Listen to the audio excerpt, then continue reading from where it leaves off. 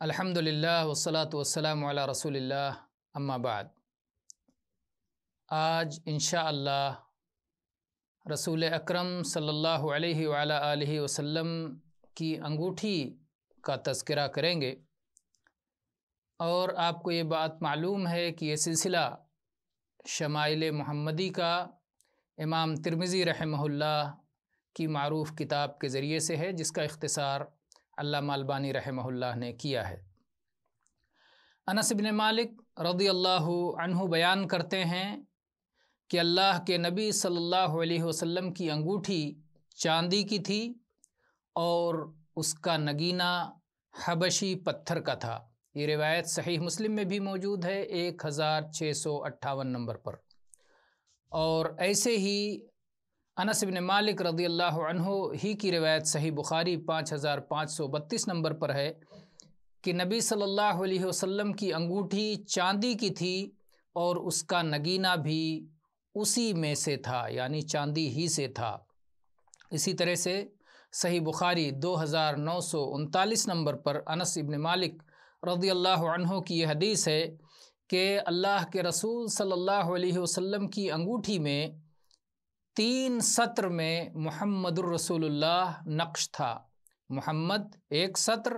اور رسول دوسری سطر اور اللہ تیسری سطر، اس طرح سے 3 سطر میں محمد الرسول اللہ آپ کی انگوٹھی پر نقش تھا۔ صحیح مسلم میں 2092 نمبر پر یہ تفصیل سے یہ روایت آئی ہے کہ اللہ کے نبی صلی اللہ علیہ وسلم نے کسریٰ، قیصر اور نجاشی وغیرہ بادشاہوں کو خط لکھنے کا ارادہ فرمایا تو آپ کو بتلایا گیا کہ وہ لوگ اس وقت تک کوئی خط قبول نہیں کرتے جب تک اس میں مہر نہ لگائی گئی ہو، تو اللہ کے نبی صلی اللہ علیہ وسلم نے چاندی کی انگوٹھی بنوائی اور اس میں محمد الرسول اللہ کو نقش کروایا، اور کہہ رہے ہیں انس رضی اللہ عنہ کہ میں آپ کی ہتھیلی میں اس انگوٹھی کی چمک کو گویا دیکھ رہا ہوں۔ ایسے ہی عبداللہ ابن عمر رضی اللہ عنہما کی حدیث ہے صحیح بخاری میں 5535 نمبر پر کہ اللہ کے نبی صلی اللہ علیہ وسلم نے چاندی کی انگوٹھی بنوائی جو آپ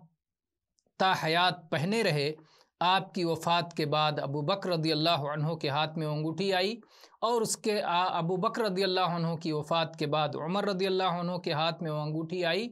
اور پھر عثمان رضی اللہ عنہ کے ہاتھ میں وہ انگوٹھی آئی، یہاں تک کہ عریس نامی کنویں میں وہ انگوٹھی